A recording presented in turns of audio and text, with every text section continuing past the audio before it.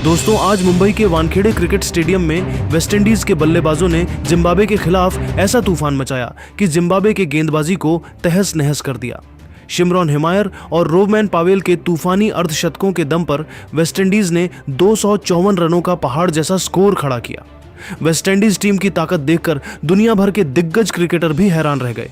शोएब अख्तर से लेकर Ricky Ponting, Sachin Tendulkar, Brian Lara और केविन पीटरसन तक वेस्टइंडीज की तूफानी बल्लेबाजी को लेकर चौंकाने वाले बयान दिए हैं।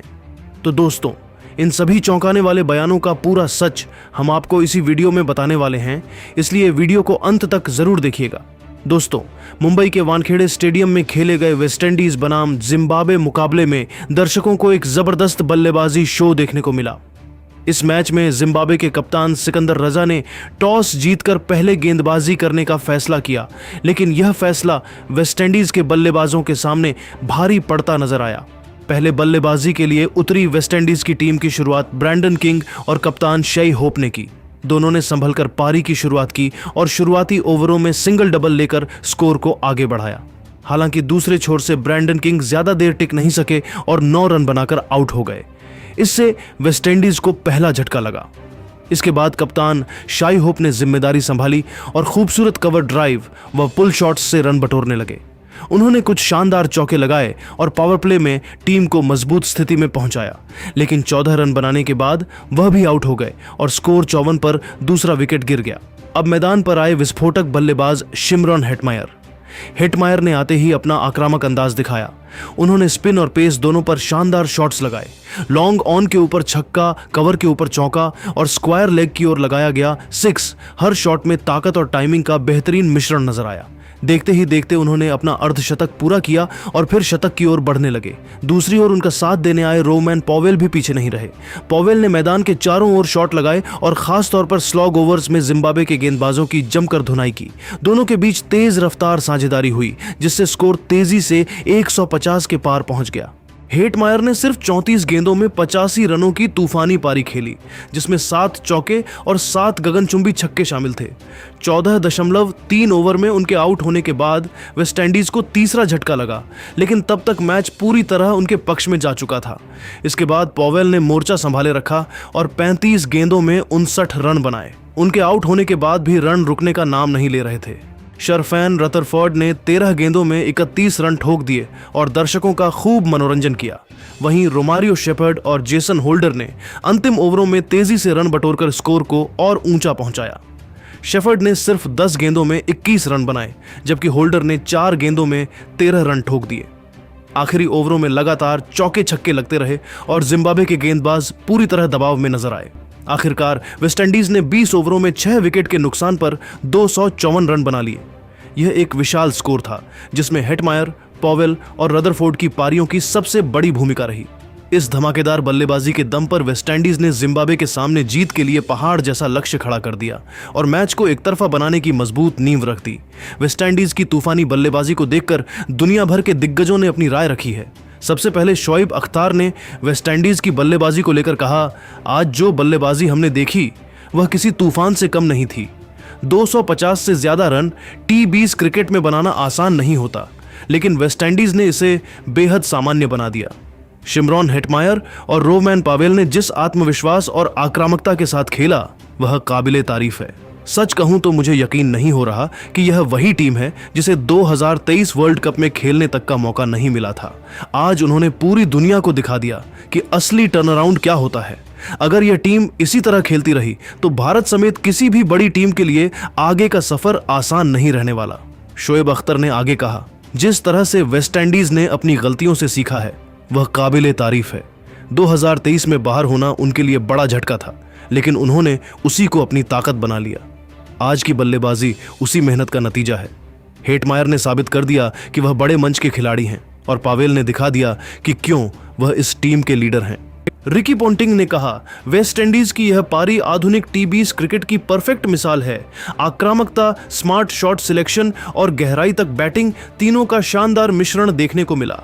हेटमायर ने जिस तरह से स्पिन और पेस दोनों पर हमला किया वह कमाल का था। वहीं पावेल ने मिडिल और डेथ ओवर्स में मैच पूरी तरह पलट दिया। 254 रन बनाना सिर्फ ताकत का नहीं बल्कि मानसिक मजबूती का भी सबूत है। यह टीम अब सिर्फ नाम की नहीं बल्कि प्रदर्शन की भी चैंपियन बन चुकी है। रिकी पोंटिंग ने दोबारा प्रतिक्रिया देते हुए कहा, इस टीम की सबसे बड़ी ताकत उसकी गहराई है। ऊपर से लेकर नीचे तक हर बल्लेबाज बड़े शॉट खेलने में सक्षम है। यही वजह है कि वे 200 के पार ही नहीं 250 के पार भी आसानी से पहुंच जाते हैं। अगर यही लय रही तो यह टीम टूर्नामेंट की सबसे बड़ी दावेदार बन सकती है। सचिन तेंदुलकर ने वेस्टइंडीज की तारीफ करते हुए कहा, आज की पारी देखकर मुझे बहुत खुशी हुई। वेस्टइंडीज हमेशा से आक्रामक क्रिकेट के लिए जानी जाती रही है और आज उन्होंने उसी परंपरा को आगे बढ़ाया। हेटमायर की टाइमिंग और पावेल की पावर दोनों देखने लायक थीं। 250 से ज्यादा रन बनाना यह दिखाता है कि टीम ने कितनी मेहनत की है। सबसे खास बात यह है कि उन्होंने दबाव में भी अपना खेल नहीं छोड़ा। ये वही वेस्टइंडीज है जिसे हम पहले देखा करते थे, निडर, आत्मविश्वासी और खतरनाक। सचिन तेंदुलकर ने भी जोड़ा, क्रिकेट में वापसी करना आसान नहीं होता, लेकिन वेस्टइंडीज ने यह कर दिखाया है। उन्होंने अपने युवा खिलाड़ियों पर भरोसा किया और आज उसका फल मिला। यह जीत आने वाली पीढ़ी के लिए प्रेरणा बनेगी। ब्रायन लारा ने भावुक अंदाज में कहा, आज का दिन मेरे लिए बेहद खास है। मैंने अपनी टीम को इतने सालों बाद फिर से उसी पुराने रंग में देखा है। शिमरॉन हेटमायर ने जिस अंदाज में बल्लेबाजी की उसने पुराने दिनों की याद दिला दी। पावेल ने कप्तान की तरह जिम्मेदारी निभाई और टीम को बड़े स्कोर तक पहुंचाया। यह सिर्फ एक जीत नहीं है, यह वेस्टइंडीज क्रिकेट की वापसी का ऐलान है। 2 बार की वर्ल्ड चैंपियन टीम अब फिर से चैंपियनों की तरह खेलने लगी है। ब्रायन लारा ने गर्व से कहा, आज हर वेस्ट इंडियन फैन का सिर गर्व से ऊंचा हो गया होगा। यह टीम फिर से वही पहचान बना रही है जिसके लिए हम जाने जाते थे, आक्रामक क्रिकेट और बेखौफ अंदाज। केविन पीटरसन ने कहा, वाह क्या बल्लेबाजी थी, सच में मजा आ गया। इतने बड़े स्कोर आज के दौर में भी कम ही देखने को मिलते हैं। हेटमायर का स्ट्राइक रेट और पावेल की ताकत दोनों ने मिलकर जिम्बाब्वे के गेंदबाजों को पूरी तरह बेबस कर दिया। ये टीम अब T20 क्रिकेट की सबसे खतरनाक टीमों में से एक बन चुकी है। अगर कोई सोचता है कि वेस्टइंडीज को हल्के में लिया जा सकता है तो वह बहुत बड़ी गलती करेगा। केविन पीटरसन ने अंत में कहा, अगर यह टीम इसी तरह खेलती रही तो इस वर्ल्ड कप में किसी भी बड़ी टीम की राह आसान नहीं होगी। वेस्टइंडीज ने साफ कर दिया है कि वे सिर्फ खेलने नहीं आए हैं बल्कि ट्रॉफी जीतने आए हैं। इन सभी दिग्गजों के बयानों से साफ हो गया कि वेस्टइंडीज की यह तूफानी बल्लेबाजी सिर्फ एक मैच की कहानी नहीं बल्कि उनकी शानदार वापसी और चैंपियन मानसिकता का प्रतीक बन चुकी है। तो इस वीडियो में आपने देखा कि वेस्टइंडीज ने 250 रन ठोक दिए हैं यार, और 250 रन जब ठोक दिए उन्होंने तो दुनिया भर के जो दिग्गज हैं, mainly Sachin Tendulkar, Shoaib Akhtar, Ricky Ponting, Brian Lara, Kevin Pietersen, ये सब क्या कुछ कह सकते हैं। तो इनका हमने एक बयान पूरा पेश किया है आपके सामने। देखो भाई, वेस्टइंडीज की टीम वो टीम है जो कुछ भी कर सकती है, मिरेकल क्रिएट कर सकती है किसी भी टूर्नामेंट में, और ये सब हम 2016 में देखते हुए आए हैं, राइट। 2016 में उन्होंने जो इंडिया में किया था, T20 वर्ल्ड कप जीता था, इट वाज मैजिकल, अनएक्सेप्टेबल ही था। मतलब कोई एक्सेप्ट नहीं कर पा रहा था कि वेस्टइंडीज ये सब करेगा क्या। उस टाइम पे वेस्टइंडीज की टीम बहुत तगड़ी हुआ करती थी एंड फिर उनका एक डाउनफॉल शुरू हुआ। वेस्टइंडीज की टीम रैंकिंग्स में नीचे चली गई, इंटरनेशनल प्लेयर्स ने अपने देश को ही बिट्रे कर दिया इंटरनेशनल लीग्स खेलने के लिए। बट अब वेस्टइंडीज ने क्या कमबैक किया है यार। अपने ग्रुप के तो वो लीग स्टेज में गुंडे थे ही, लेकिन आज जो सुपर 8 में उन्होंने किया है, दैट शोज के West Indies has all the potential required to win world cup this year. 2026 का वर्ल्ड कप वो जीतने के लिए हकदार हैं। क्यों हैं? आप सोचो, 254 रन किसी ने बनाए हैं क्या? 200 प्लस करने वाली टीम में चुनिंदा, आई थिंक शायद कोई भी नहीं है, अगर है तो आप नीचे मेंशन कर देना। बट 254, 250 प्लस करने वाले वेस्टइंडीज इकलौते हैं, वो भी 6 विकेट के नुकसान पर। इस टीम के मेन हीरो कौन है, मेन नहीं, हम उसके बारे में बात नहीं करेंगे, बिकॉज वेस्टइंडीज का कोई भी प्लेयर चल जाए तो स्कोर 200 पार ही जाता है, यह बात कंफर्म है। प्लस वेस्टइंडीज ने जो स्कोर बनाया ना, इससे इंटरनेशनल क्रिकेट में एक अलार्म बज चुका है कि भाई, अगर आप लोग ये सोच रहे हो कि the trend is going to be continued, India, England, New Zealand या ऑस्ट्रेलिया, साउथ अफ्रीका, ऑस्ट्रेलिया तक बाहर हो चुका है, लेकिन क्या आपको ऐसी टीमें ही फाइनल में दिखेंगी?